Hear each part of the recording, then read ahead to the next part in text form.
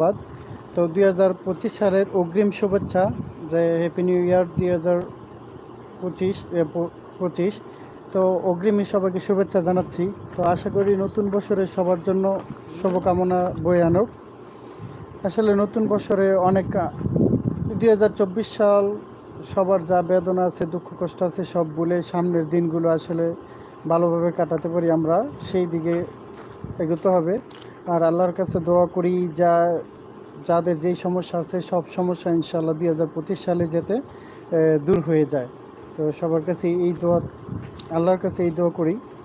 তো আমি সৌদি প্রবাসী, সৌদিতে আছি আলহামদুলিল্লাহ। সৌদি রিয়াদ আল খারিজ আছি। তো আসলে আমার এটা হচ্ছে সৌদি আরবি, মানে আরবি ভাষা শিক্ষা একটা চ্যানেল। তো ওই চ্যানেলটা আমি প্রায় বিগত 5 বছর যাবৎ চালাইতেছি। তো সৌদি এসে প্রায় 17-18 মাস যাবৎ আমি এখানে এডুকেশনাল ভিডিও দিচ্ছি, যে আরবি শিক্ষা। তো আগে 9-10-এর দিতাম।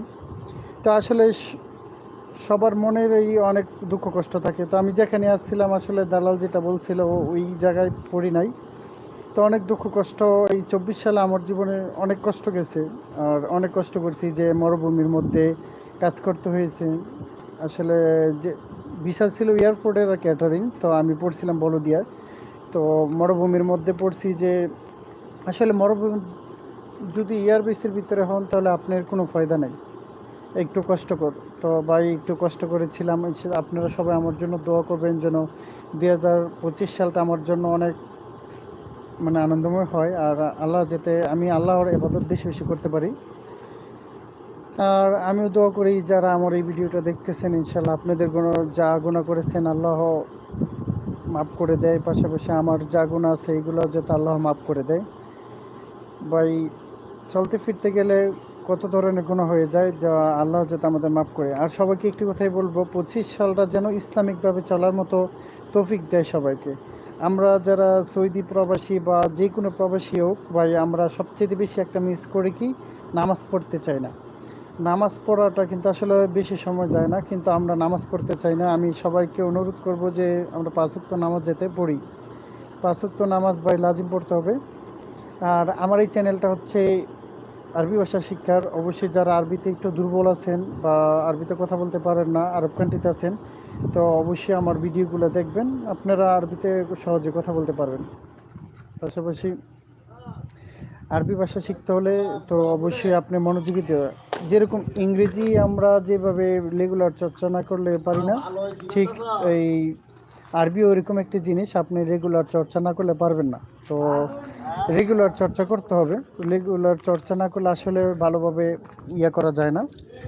বেশি বেশি মানে চর্চা করার চেষ্টা করবেন, অবশ্যই আপনিও আরবিতে কথা বলতে পারবেন। পাশাপাশি যারা বিদেশি ভাই প্রবাসী ভাইরা আছেন, অবশ্যই আপনারা ফ্যামিলির সাথে বেশি বেশি কথা বেশ সময় দিবেন। বা যারা কাজের চাপ আছে তারা তো আর সময় দিতে পারে না। তারপরে আমি সবাইকে বলবো যে প্রবাসী ভাইয়েরা একটু অবশ্যই আপনারা ছেলে মেয়েকে সময় দিবেন। আর ম্যাক্সিমামই এখন যে প্রবাসীরা আছে তাদের ছেলে মেয়েরা আসলে তেমন বাবা বাড়িতে গেলে চিনতে চায় না। তো আপনারা অবশ্যই ছেলে মেয়েদের সাথে ফোনে একটু বেশি বেশি কথা বলবেন। আর সবাইকে 5 ওয়াক্ত নামাজের অবশ্যই তাগিদ দিবেন, কারণ ভাই যারা ফ্যামিলি বড় ছেলে বা ফ্যামিলির দায়িত্বে আছেন, অবশ্যই আপনাদেরকে নামাজের তাগিদ দিতে হবে।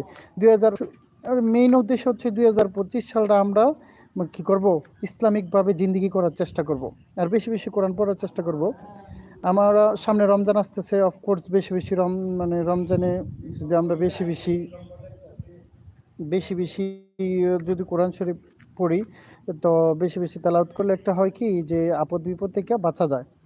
তো আমি সবার উদ্দেশ্যেই বলতেছি যে বেশি বেশি কোরআন শরীফ পড়বেন। আর আপনি যদি সূরা কালাম সহি শুদ্ধভাবে না পড়তে পারেন, আপনাদের পাশে যে মসজিদ আছে, যা ওই বাইরের কাছে অবশ্যই হুজুরের কাছে গিয়ে শুদ্ধভাবে কোরআন শিখে নেবেন। কারণ কোরআন শিক্ষা সবারই কি মানে দায়িত্ব।